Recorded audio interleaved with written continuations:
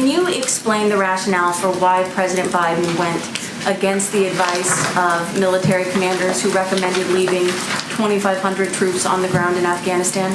Well, I think that's an over-characterization of every military leader, and I don't think they've all provided their point of view on what their advice is, and we'll keep that private. So you can certainly speak to individuals if you'd like, of course. I will say, again, the president welcomed the advice, welcomed at times disagreement about what the appropriate path forward should be. Our Pentagon team reports that most military commanders in the region, and I don't want to give any names because I don't want to, violate any on-background agreements, but, they say that most military commanders in the region recommended that 2,500 troop level. And if you look at then candidate Biden's own comments from about a year ago, he said that he wanted to leave several thousand troops in Afghanistan. So what changed between now and then? He asked his team for a clear assessment. To make a determination about the best path forward. When you were State Department spokeswoman, you frequently talked about the importance of conditions-based withdrawals because otherwise the message to the Taliban would be, wait us out, and once we're gone, they have free reign over the country. I don't think I've heard in the answers so far what the Taliban are supposed to think about this. I mean, if I was them, I think I'd want to take the summer off and wait until September 11th, and why go ahead and negotiate an agreement that would limit them if the U.S. is going to leave anyway? Well, first, I would say that we have an expectation that the Taliban is going to abide by their commitments and that they are not going to allow Afghanistan to become a pariah state. That's our view. That's also in their interests, in our view. In terms of conditions-based withdrawal, we've been, as you know, David, you've covered this for 20 years, I would say, not to age you. You are young at heart. But, the president has also been involved in the discussions and debates about what to do about Afghanistan for that period of time, as you well know.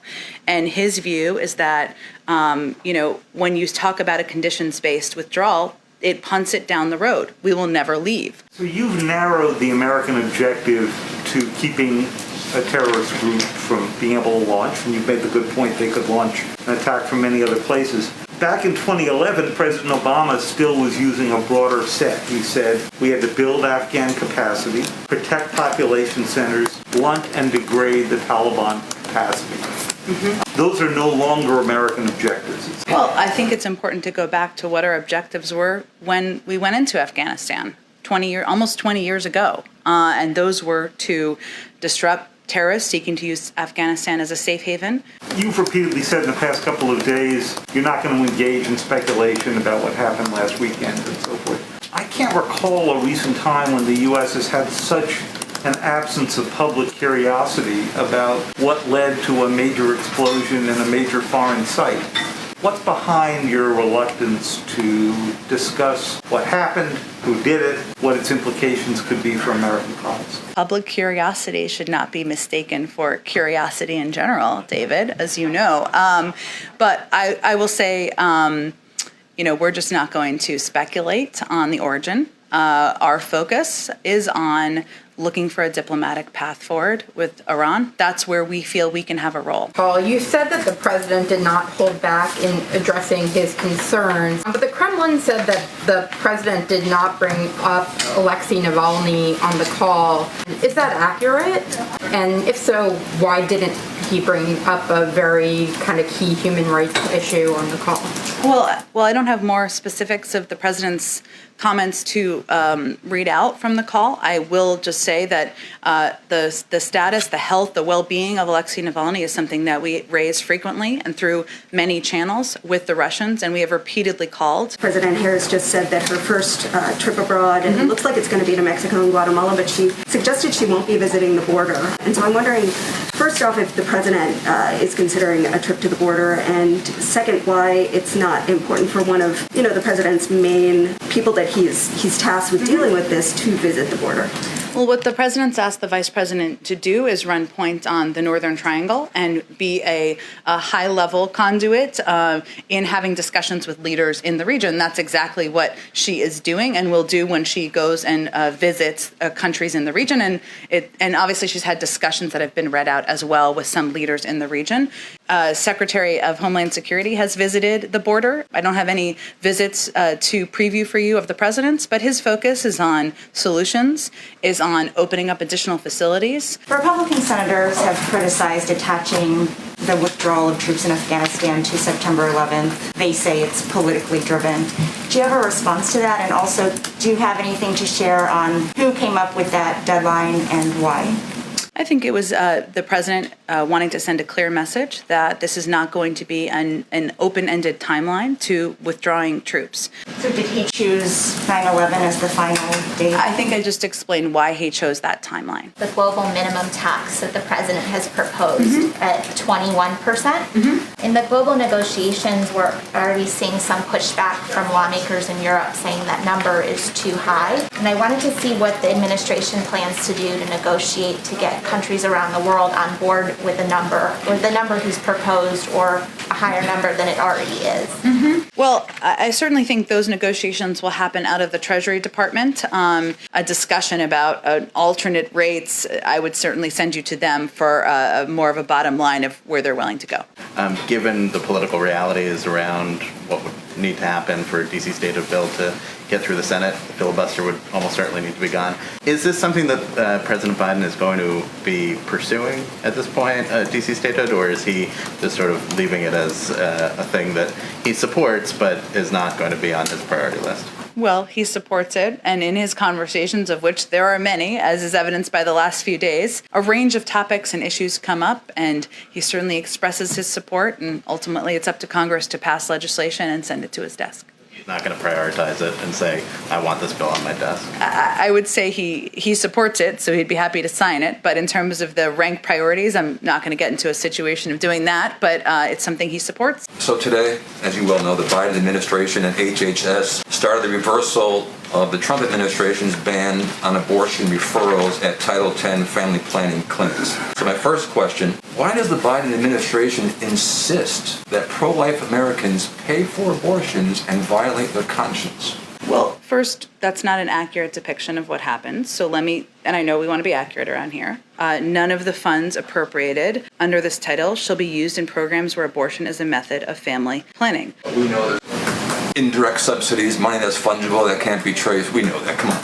That is not how it works. That is the law. So I'm stating what the law is and how it is implemented legally by these organizations. How is it fighting systemic racism when abortion, we well know, disproportionately affects minority children? Again, funding cannot be used from this for abortion, but access to health care in communities that have been marginalized, underserved, adversely affected by persistent poverty is always going to be something the president fights for. Okay, I think I've answered your question. Alex, go ahead. Recovery Officer Jacob Liebenluft will be focused on efficiently establishing and administering Treasury's programs to support an equitable and swift recovery from the economic challenges brought on by the COVID-19 pandemic. Jacob will also serve as the lead administrator of recovery programs and a principal advisor on recovery program implementation, and he, of course, will work closely with Gene Sperling. Another piece of good news today: the IRS, the U.S. Department of Treasury, and the Bureau of Fiscal Service announced that they are dispersing nearly $2 million payments from the American Rescue Plan, which brings the total dispersed so far to approximately 159 million payments, with a total value of more than $376 billion. Since these payments began rolling out just last month, over 320,000 payments worth $450 million went to Veterans Affairs beneficiaries who receive VA benefits but don't normally file a tax return and didn't use the non-filers tool last year, hence it took a little bit longer. These payments also include Social Security beneficiaries who didn't file a 2020 or 2019 tax return, and the latest batch of payments has a total value of more than $3.4 billion. Finally, yesterday, Microsoft issued new patches for additional vulnerabilities found in its Exchange servers. You all remember the hacking that we talked about just a few weeks ago. The White House urges all systems operators to apply these patches as soon as possible to ensure the security of systems. The federal government takes this vulnerability very seriously. We are leading by example and requiring all federal agencies to apply these patches and report to the Cybersecurity and Infrastructure Security Agency. That, Alex. Thanks, Jen. Can you talk a little bit about the April 28th address to Congress, what we should expect to hear from the president, and also logistically we know that the attendance will be reduced, so how are you deciding who gets to attend? And then are you working with Capitol Police on security, or are you monitoring any potential threats at this point? Sure. Well, on the second and third question, we of course are working very closely with the Speaker's office, with the offices of leaders in Congress. The president is looking forward to is excited to have accepted their invitation to address a joint session, something that he has been eager to do since he was inaugurated. In terms of a preview of what the speech will look like, we're a couple weeks out for that, so I expect we'll have more to say as we get closer. But certainly you can expect that he will talk about all of the priorities and his commitment to building the economy back better, getting the pandemic under control, addressing the challenges we face around the world. But as we get closer and the speech is written, we'll have more of a preview. In terms of invitations, that certainly would be handled by the Speaker's office, and so I'd point you to them. Sure. And then Afghanistan, the intelligence community's annual report this year said, and I'm quoting, the Afghan government will struggle to hold the Taliban at bay if the coalition withdraws its support.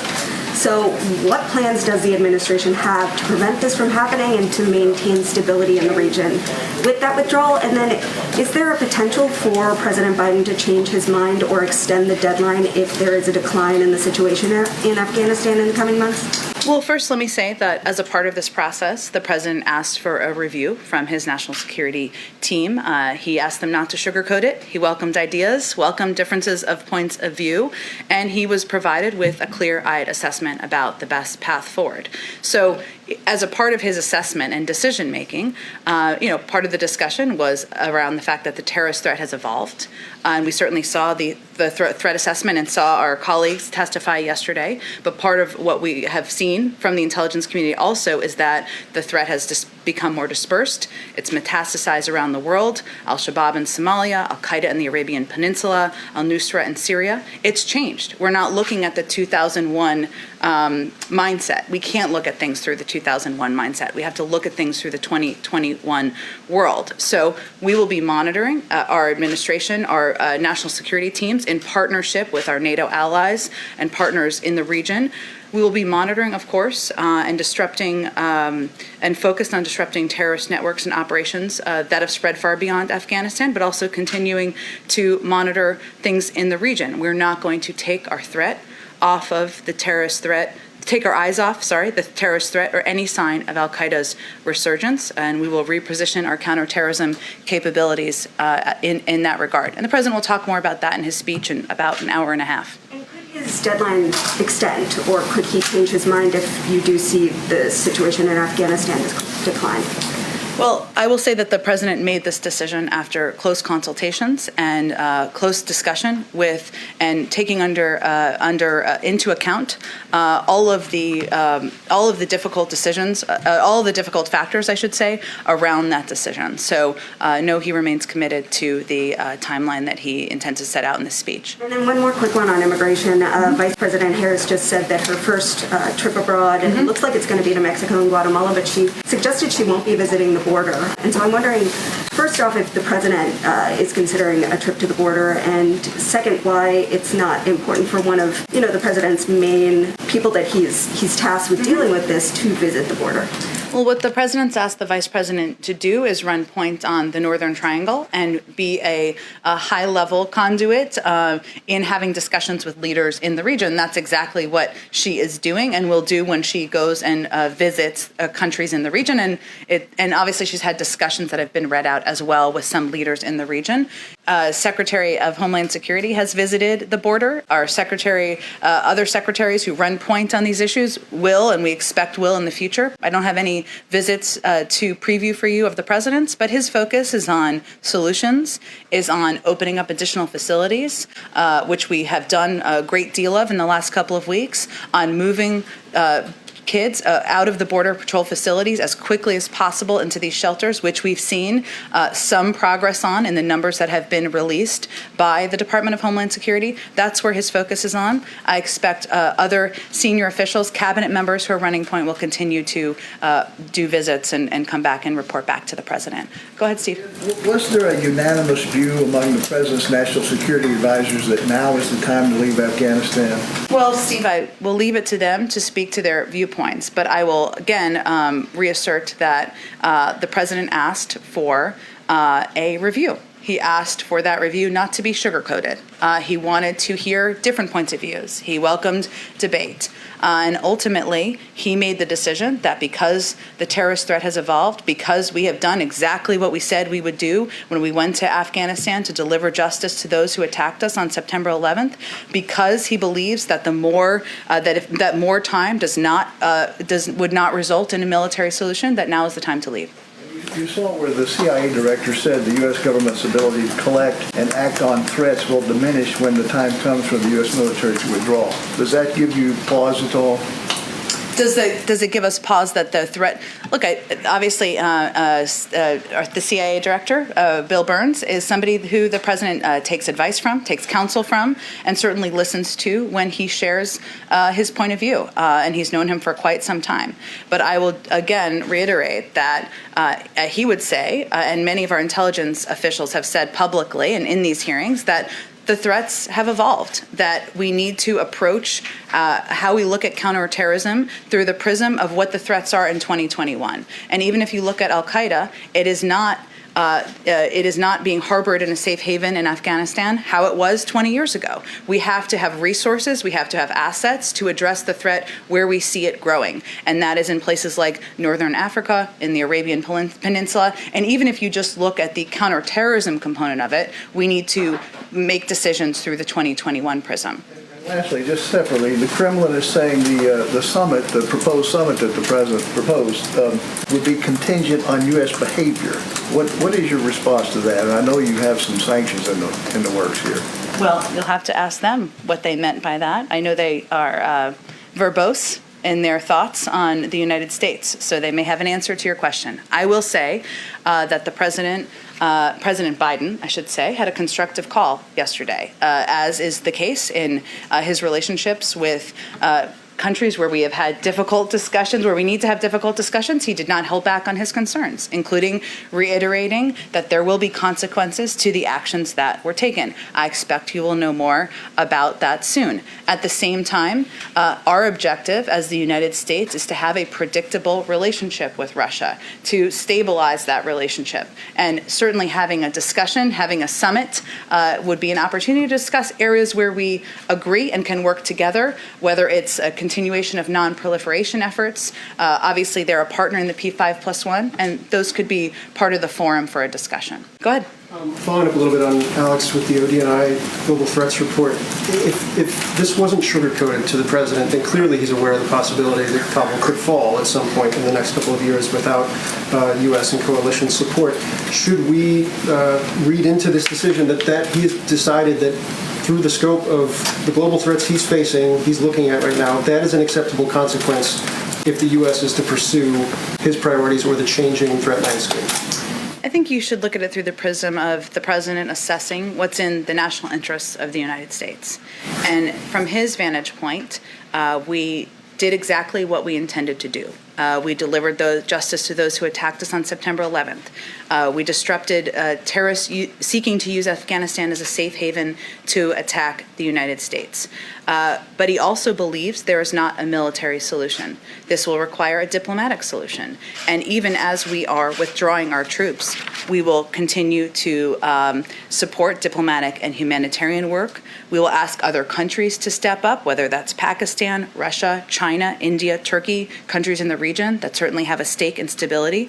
We will continue to provide significant humanitarian resources. So we will continue to be engaged. This is the president's assessment about whether having troops on the ground, a military presence in the same way, in a version of the same way it has been over the last 2 decades, is in our national interests, and he's made the decision it is not. One more on Afghanistan and another quick one. And apologies if I missed this on the briefing calls. the removal of combat troops by September 11th at the latest, does that include special operators, special forces, any of those types of troops on the ground? Well, I'm obviously not going to get into operational specifics from the podium. I will say that we will have what is needed to secure a diplomatic presence, and those assessments will be made over the coming months, and obviously led by the Defense Department, the State Department, in coordination. Okay, and then just one more on immigration. The outgoing Ambassador Jacobson said on Friday that to Reuters in an interview that there was a consideration of conditional cash payments related to the Northern Triangle. Is that something that's currently under consideration, and if so, what are kind of the parameters of what would be looked at there? That's interesting. I'd have to look more at her context, the context of her comments, and I'm happy to do that. I think what we are focused on is working directly with these countries to determine how we can deter travel, deter migrants from making the journey. And we made an announcement, of course, over the last couple of days about stepped up personnel at the border that these countries are putting in place a number of these countries, I should say, in the region, are putting in place in order to deter the journey, in order to reduce the number of migrants who are making it to our border. And certainly we're having discussions about assistance and how that can be disseminated in the most effective, and impactful way. But I'd have to check on the context and see where that's headed. Sure, go ahead. Thanks, Jen. Republican senators have criticized attaching the withdrawal of troops in Afghanistan to September 11th. They say it's politically driven. Do you have a response to that? And also, do you have anything to share on who came up with that deadline and why? I think it was the president wanting to send a clear message that this is not going to be an open-ended timeline to withdrawing troops.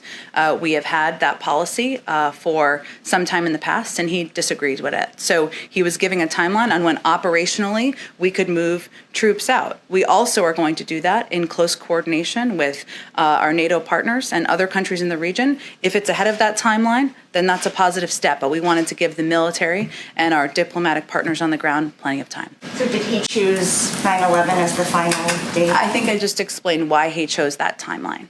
Thanks. And I have a couple more on Iran. In a new statement, President Rouhani said that the decision to increase uranium enrichment was in direct response to the cyber attack from Israel. Has President Biden or any other U.S. officials had a conversation with Israel about refraining from further attacks as he tries to broker a nuclear deal? Well, I would just reiterate that we don't have any additional speculation to add to the cause or the origin of the attacks over the weekend. What our focus is on the diplomatic path forward, and we believe in the diplomatic conversations, though they will be indirect, will reconvene tomorrow in Vienna. We know this will be a long process, but we certainly see that as a positive sign.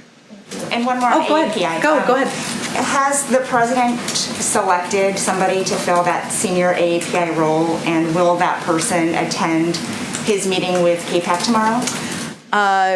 We are getting much closer to having news to share on that high-level personnel announcement. I don't expect that person will be attending tomorrow, but hopefully we'll have more to share soon. Go ahead, Kristen. Thank you, Jen. Can you explain the rationale for why President Biden went against the advice of military commanders who recommended leaving 2,500 troops on the ground in Afghanistan?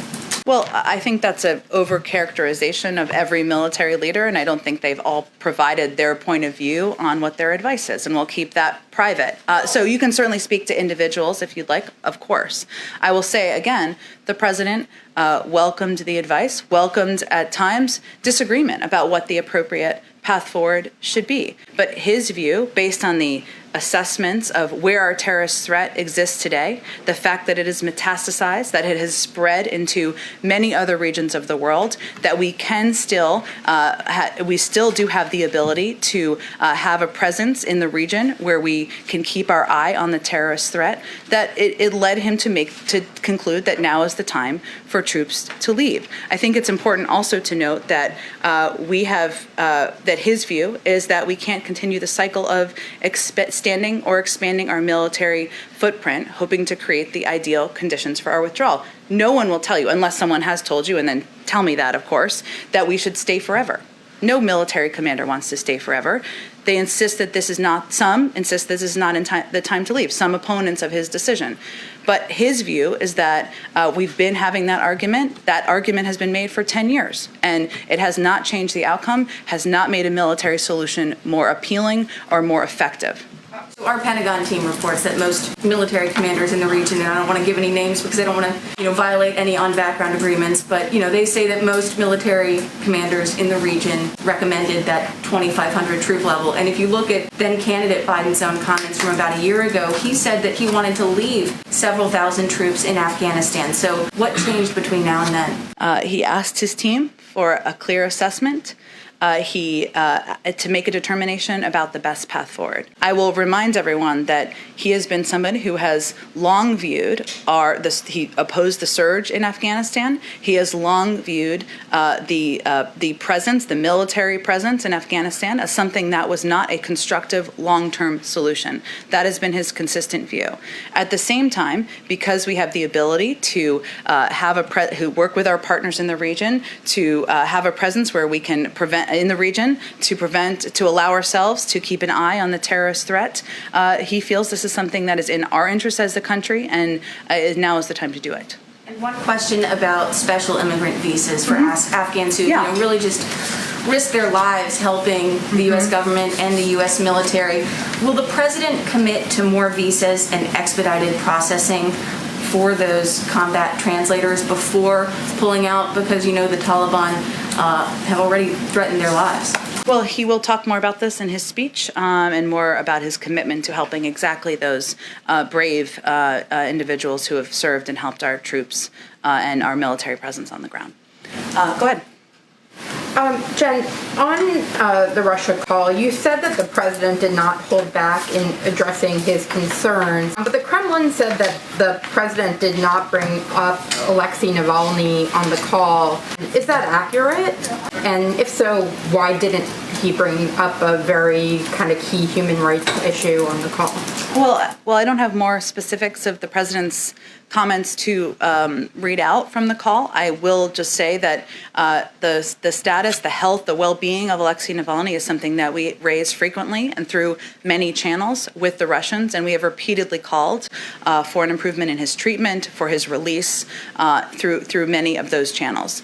The purpose of this call was to discuss in part the fact that there will be consequences to the actions of Russian leaders over the past several months back into last year, and also to emphasize that and to also raise, I should say, our unwavering commitment to Ukraine's sovereignty and territorial integrity and concerns about what we see as aggressive behavior on the border, and also to lay out the possibility of a meeting in order to move toward a more predictable and stable relationship. So that was the part of the robust agenda discussed, and I can assure you that the health, the safety of Alexei Navalny is raised frequently and through many channels. Go ahead. Thank you. A few questions. The officer who fatally shot Dante Wright resigned. Does President Biden believe that officer should face charges?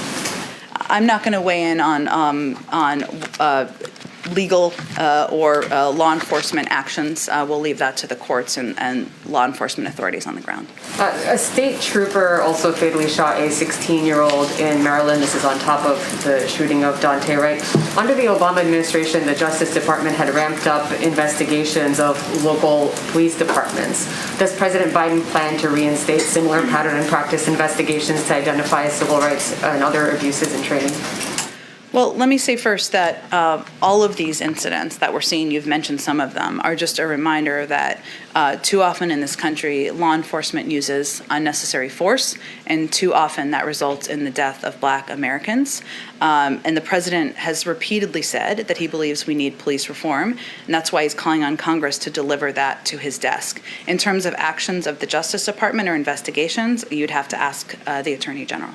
Why has President Biden not issued an executive order to recall military equipment from local police departments? That was an expectation that many civil rights advocates had in the earlier weeks of his presidency. And we've been in very close touch with many civil rights leaders about the issues, the ideas they have, concerns they have in some cases, and what they'd like to see happen. We're working very closely with them on moving and pushing for the passage of the George Floyd Act. I know that does not solve all of the issues. We're not suggesting that. I would say this is an issue that will be a cause of the President Biden's time in office, and we are less than 100 days in. There's more to come. Right now, our focus is on working toward getting that legislation passed. Just on a separate matter, the Biden administration has issued a proposal to rescind some of the Trump-era abortion rules. Why is the administration not immediately suspending those rules? I can check, and you're talking about the Title X rules. There can be a process sometimes, and if it's an agency action, sometimes that's the reasoning. I can check on the specifics of the timeline, but our point of view is certainly they should be rescinded. So. Go ahead. Thank you again. Back on Afghanistan, diplomatically, since that seems to be the solution that the president is going to lay out, what role does the United States intend to play after the withdrawal in talks between the Afghan government and the Taliban? You mean in direct engagement? Oh, well, I would leave that in part to the State Department, who would be leading on any diplomatic talks and conversations. We certainly believe that a diplomatic path is the only path forward. There are conversations that are convening, I think, later this week, and we do have an envoy who often participates in those talks and conversations, and I expect that would be the case moving forward. And secondly, was there any discussion, as the president was talking about this, to make any sort of call to Congress to revisit an AUMF once American troops are out of Afghanistan? Well, the president certainly supports revisiting, revising, taking a look at the AUMF. We put out a statement several weeks ago about that. That remains the case. That remains his point of view, and we look forward to working with leaders in Congress to do exactly that. He's not like tying the troop withdrawal to a new AUMF. No, he's not tying the troop withdrawal, but he is something he would like to see move forward. Yeah. Go ahead, David. Thanks. A couple of questions. One, just closing the loop on something you said in Afghanistan. When you were State Department spokeswoman, you frequently talked about the importance of conditions-based withdrawals, because otherwise a message to the Taliban would be, wait us out, and once we're gone, they have free reign over the country. I don't think I've heard in the answers so far what the Taliban are supposed to think about this. I mean, if I was them, I think I'd want to take the summer off and wait until September 11th, and why go ahead and negotiate an agreement that would limit them if the U.S. is going to leave anyway? Well, first, I would say that we have an expectation that the Taliban is going to abide by their commitments, and that they are not going to allow Afghanistan to become a pariah state. That's our view. That's also in their interests, in our view. In terms of conditions-based withdrawal, we've been, as you know, David, you've covered this for 20 years, I would say, not to age you. You are young at heart. But, the president has also been involved in the discussions and debates about what to do about Afghanistan for that period of time, as you well know. And his view is that, when you talk about a conditions-based withdrawal, it punts it down the road. We will never leave. What conditions would we be required to leave? By how long? What is it? What does that mean? What's the additional cost? These are all the factors in his mind. And as you look back at recent history, back in 2014, which seems recent, back when I was at the State Department, I should say, NATO allies issued a declaration affirming that Afghan security forces, which you well remember, would have full responsibility of their country's security by the end of the year. That was 7 years ago. And the president just believes that we can't have American troops as bargaining chips. Now is the time to get out.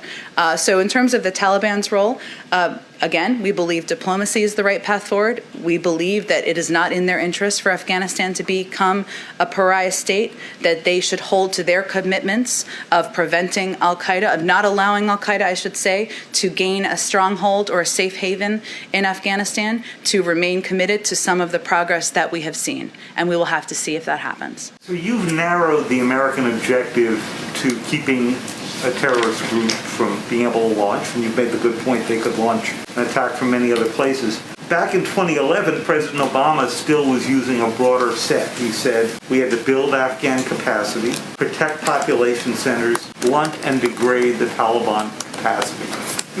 Those are no longer American objectives. Well, I think it's important to go back to what our objectives were when we went into Afghanistan almost 20 years ago. And those were to disrupt terrorists seeking to use Afghanistan as a safe haven.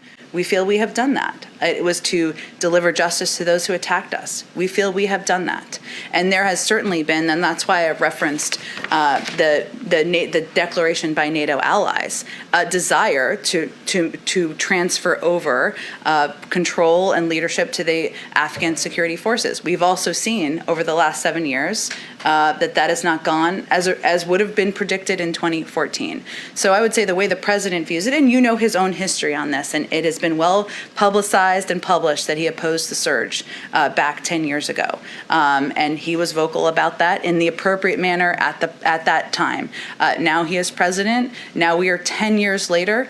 Now we are looking at the circumstances on the ground. We are looking at what's in our national interest. We are looking at where we actually see threats around the world, but also opportunity. And part of his assessment as commander-in-chief is that having a presence there is not in our interests. One Iran question for you. You've repeatedly said in the past couple of days you're not going to engage in speculation about what happened last weekend and so forth. I can't recall a recent time when the U.S. has had such an absence of public curiosity about what led to a major explosion in a major foreign site. What's behind your reluctance to discuss what happened, who did it, what its implications could be for American policy? Public curiosity should not be mistaken for curiosity in general, David, as you know. But I will say, we're just not going to speculate on the origin. Our focus is on looking for a diplomatic path forward with Iran. That's where we feel we can have a role and where we feel we can constructively move things forward, even though those are indirect negotiations. Have you gotten any indication from the Iranians that they are going to pull back from those negotiations because of that, or do you think they're moving ahead? We have not been given an indication that they don't plan to attend, or I should say, let me make it more positive. Our understanding is they plan to attend tomorrow. We are also very open-eyed about how this will be a long process. It's happening through indirect discussions, but we still feel that it is a step forward. Okay, go ahead, Brittany, go ahead. Thanks, Jen. On the campaign trail, then candidate Biden, this is a follow-up on Sabrina's question about policing reform. Promised to invest, I think it was $300 million into local police departments and municipalities to try to see if they would either diversify their precincts, whatever they could do to reduce police brutality in their localities. Given what's been happening over the last year, but even just this last couple of weeks, does the White House and does President Biden still maintain that is the best use of that $300 million? Investments, giving money essentially to police departments to self-regulate. Well, I will say, I know this didn't receive a lot of attention, but in our discretionary guidance, it was consistent with this. And maybe this is what you're asking about, but we could get you the more details too, or for others who are interested. He has been clear, and he continues to believe, to answer your question, that giving police departments the resources they need to implement meaningful reforms and conditioning federal dollars on completing those reforms is the appropriate and effective step. And the discretionary guidance does exactly that. It provides funds with specific requirements like ensuring law enforcement agencies mirror the diversity of the communities they serve. It also invests in federal programs that hold police accountable through pattern and practice investigations and the enforcement of consent decrees. Now, that's just a funding component, right? There are also reforms that the president feels need to be put in place. And the George Floyd Act certainly has a number of those reforms and steps that he supports, and he is eager for Congress to move forward on. And I know there's lots on your legislative plate, infrastructure and many other things. Are there folks in the back making calls to Congress just on this George Floyd bill, kind of working all the levers in order to get that through? Obviously, it's going to face an uphill battle in the lock Senate that we have now. Certainly, we are very engaged in having discussions with a range of members on the George Floyd bill and moving it forward. And we are certainly encouraged by discussions that are ongoing by members of Congress. And ultimately, it will be up to them to determine how they can negotiate and come to conclusion on a package that there can be enough support to move forward and send to the president's desk. Just one other on the vice president. Will she be giving a press conference either right before or right after her trip to Mexico and Guatemala? That's a good question. I don't know that the final format of this trip has been scheduled quite yet, but I can see if they have any more details on the planning. And two of those three Northern Triangle countries actually do not have U.S. ambassadors to them. They have charged affairs, but they do not have ambassadors. Is there any more guidance you can give us on when those critical roles will be filled, or at least lists of names who could be filling those roles? Well, I would say we probably won't put out lists of names. We'll probably put out the nominees once the decision, because that would be a form of torture for the people who are on those lists in some way. But we are moving forward, the president's starting to make some decisions on career ambassadors to a range of posts. I hopefully will have some more on that soon. But I'm not sure if they're in that region. But he's starting to consider a range of qualified individuals. So hopefully we'll have more soon. Go ahead. Two tax questions for you. 17 House Democrats said earlier this week that they won't support any tax legislation or the component of the infrastructure plan that the president proposed unless it does away with the $10,000 SALT cap. I wanted to see if that's something the administration would consider. Well, I would say first, we welcome ideas. We welcome proposals from a range of members, and many of them have been quite vocal about their views on the SALT deduction as well. So we're familiar with them. There's a meeting later this afternoon with Ron Klain and Steve Ricchetti, I think with some of these members and others. There's a range of topics they'll discuss that are of interest to them, and I'm sure they will, I would guess they would raise this. We're also interested in proposals on how to pay for a package, and as you know, the SALT deduction would not be a revenue raiser, so they may come with proposals and ideas on that as well. But we're certainly happy to hear more from them on the impact and why they think this is so important to their states and communities.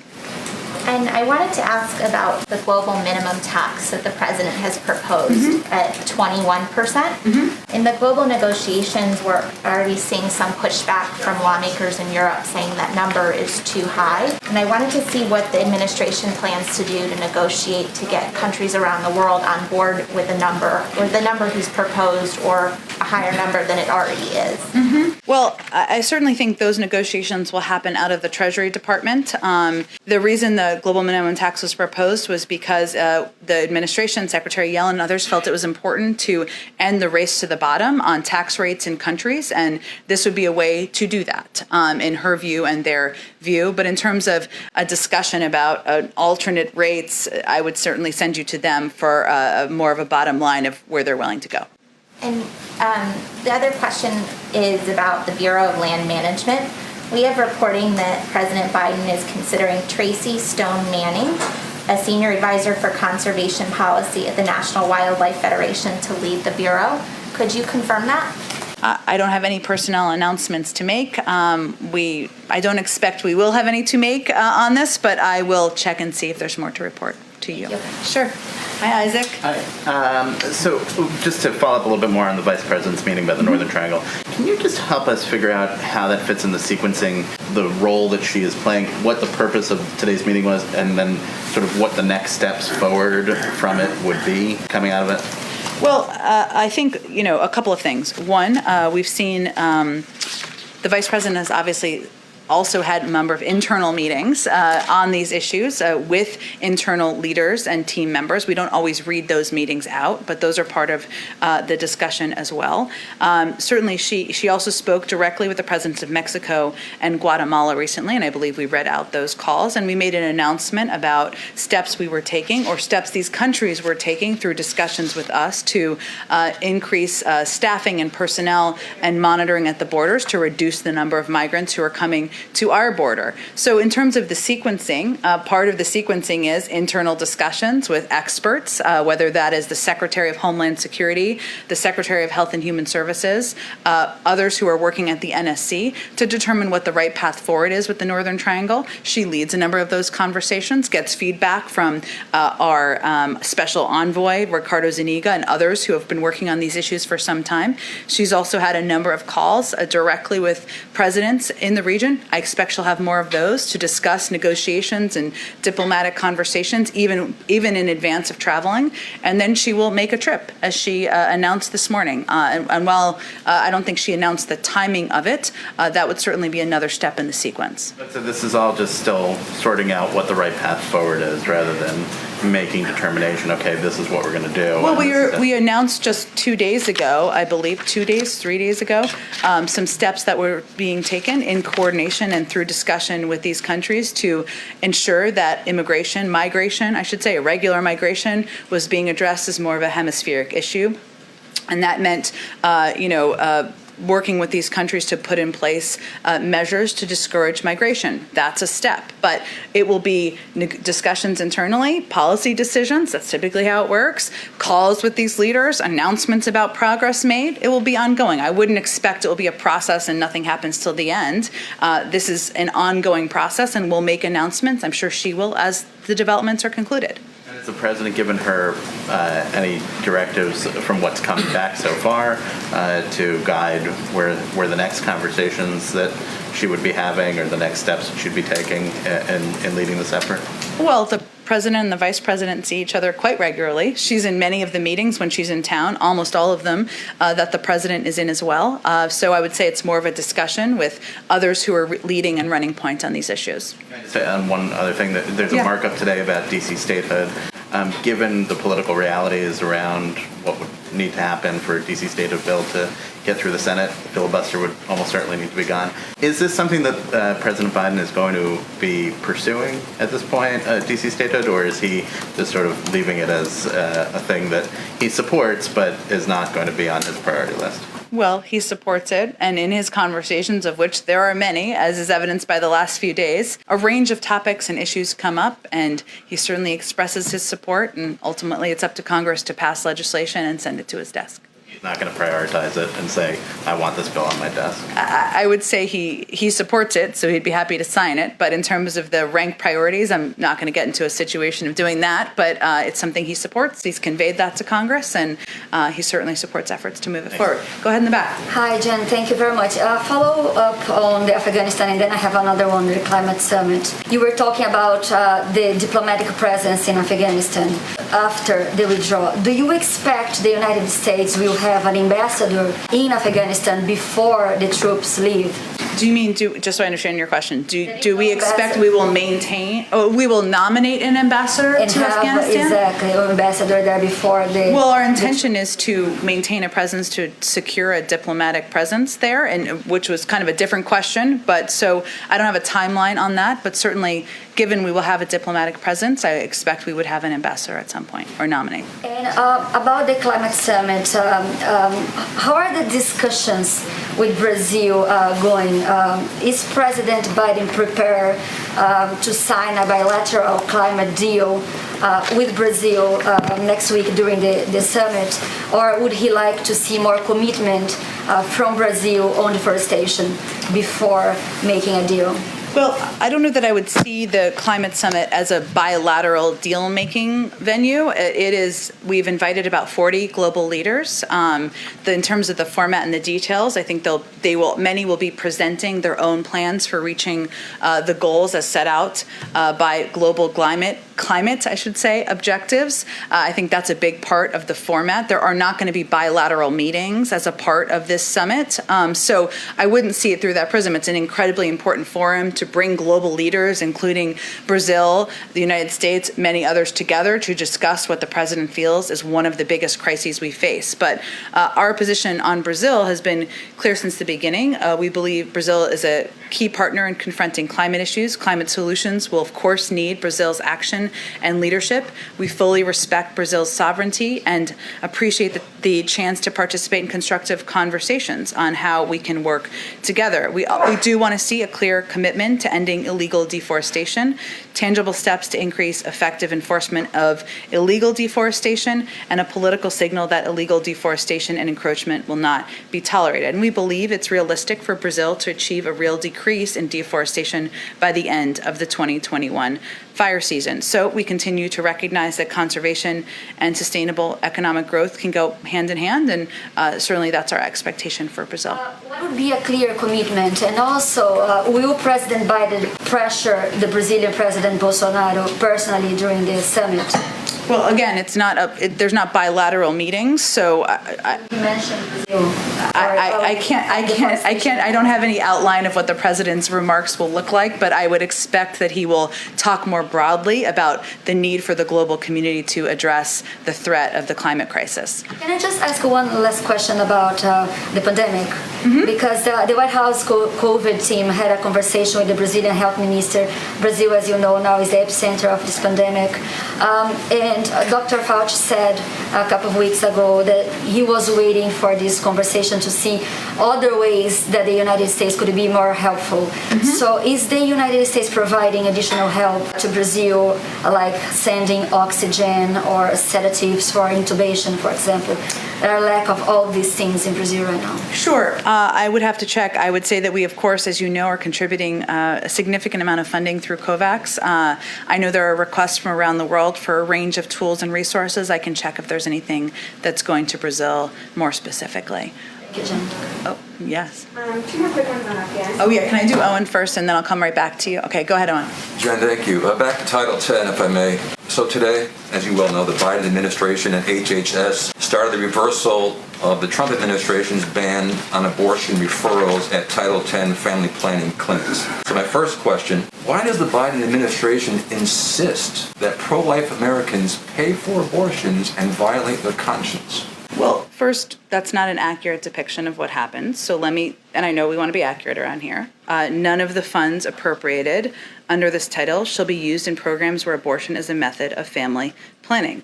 That is written into the Public Health Service Act, and it specifically states that. We know there's indirect subsidies, money that's fungible, that can't be traced. We know that. Come on. That is not how it works. That is the law. So I'm stating what the law is and how it is implemented legally by these organizations. And the reason since you gave me the opportunity, the reason why the president took these steps is because he believes that advancing equity for all, including people of color and others who have been historically underserved, marginalized, and adversely affected by persistent poverty and inequality, can be helped by these actions. And by focusing on advancing equity in the Title X program, we can create opportunities for the improvement of communities that have been historically underserved, which benefits everyone. That's how these fundings are used in communities. You talk about equity, if I may interrupt. How is it equity? How is it fighting systemic racism when abortion, we well know, disproportionately affects minority children? Again, funding cannot be used from this for abortion, but access to health care in communities that have been marginalized, underserved, adversely affected by persistent poverty is always going to be something the president fights for. Okay, I think I've answered your question. Alex, go ahead. On Afghanistan, did President Biden consult any of his predecessors on his decision to withdraw? He did talk to some of his predecessors. Let me see if I can get you more of a readout of that. He will talk a bit about that in his speech as well. That starts in 39 minutes. All right, and then one more. I don't know if you saw this, but the Afghan president tweeted that he spoke with President Biden. He did, and that was still going on when I came out here, so we will get you a readout of that. Let me just also, because you prompted me, that we have done a lot of outreach, which I think would be interesting to you in your reporting. In the last 36 hours to inform members of Congress, allies, partners in regional countries. That includes calls, not all with the president, although he has made a number of calls, but from senior officials to nearly 50 members of Congress, 44 countries, NATO, the EU, and the UN. These consultations and conversations are continuing, but just to give you a sense of how much engagement and outreach we've done to date. Okay, thanks everyone.